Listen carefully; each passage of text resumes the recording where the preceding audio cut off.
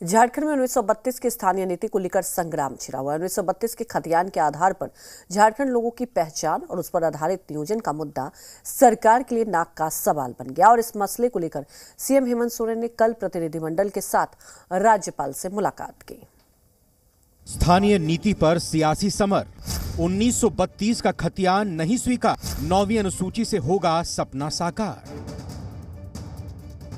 हेमंत सरकार ने 1932 खतियान आधारित स्थानीय नीति को जब से नियोजन से जोड़ा है, हो हल्ला मचा हुआ है।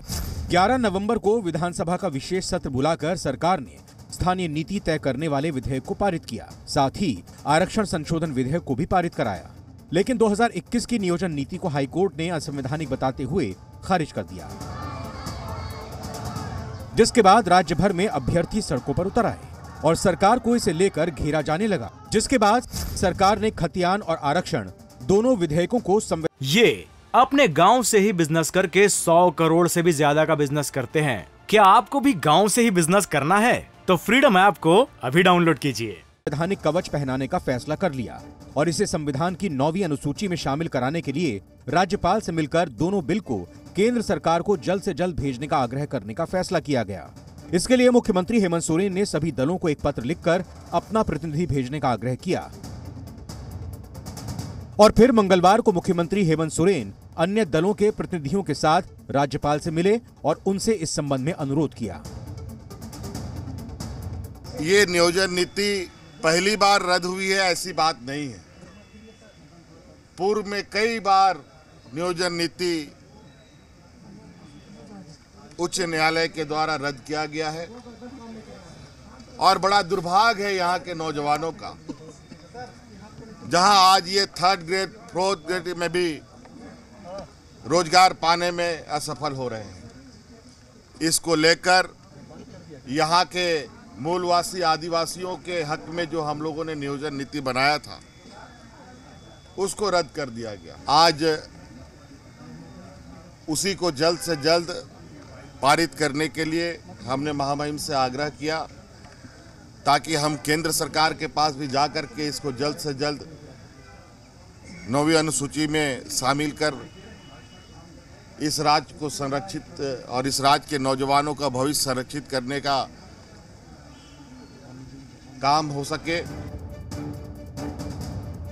मुख्यमंत्री के नेतृत्व में कई दलों के विधायक राज्यपाल से मिले, लेकिन बीजेपी ने इससे अपने आप को अलग रखा। बीजेपी के मुताबिक झारखंड सरकार 9वीं अनुसूची की बात कर मामले को केंद्र के मत्थे पर मढ़ना चाहती है। बीजेपी प्रदेश अध्यक्ष दीपक प्रकाश ने तो बाकायदा मुख्यमंत्री को पत्र लिखकर कहा कि पहले तो सरकार को हाईकोर्ट के निर्देशानुसार नियोजन नीति को रद्द करना चाहिए और जहां तक बात है 9वीं अनुसूची की, तो इसकी भी समीक्षा की जा सकती है। हमें लगता है कि स्थानीय और नियोजन को लेकर के बहुत अधिक राजनीति हो चुका है।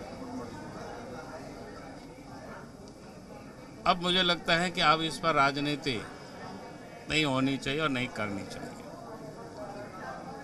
आप सबको पता ही हो कि जब झारखंड राज्य बना था तो राज्य बनते ही बिहार के काल से चला आ रहा जो खतियान आधारित स्थानीय और नियोजन नीति था उसको हमने लागू कराया। बहरहाल दोनों विधेयकों को संविधान की 9वीं अनुसूची में शामिल होने के लिए लंबी प्रक्रिया से गुजरना होगा। सामान्य प्रक्रिया के तहत दोनों ही विधेयक फिलहाल राज्यपाल के पास भेजे गए हैं। राज्यपाल दोनों ही विधेयक को राष्ट्रपति के पास भेजेंगे। इसके बाद केंद्र सरकार की भूमिका होगी। अब ये राज्यपाल पर निर्भर करता है कि वो विधेयकों को राष्ट्रपति को कब भेजते हैं या नहीं भेजते हैं।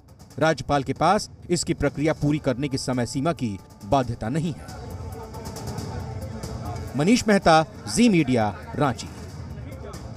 ये अपने गांव से ही बिजनेस करके 100 करोड़ से भी ज्यादा का बिजनेस करते हैं। क्या आपको भी गांव से ही बिजनेस करना है? तो फ्रीडम ऐप को अभी डाउनलोड कीजिए।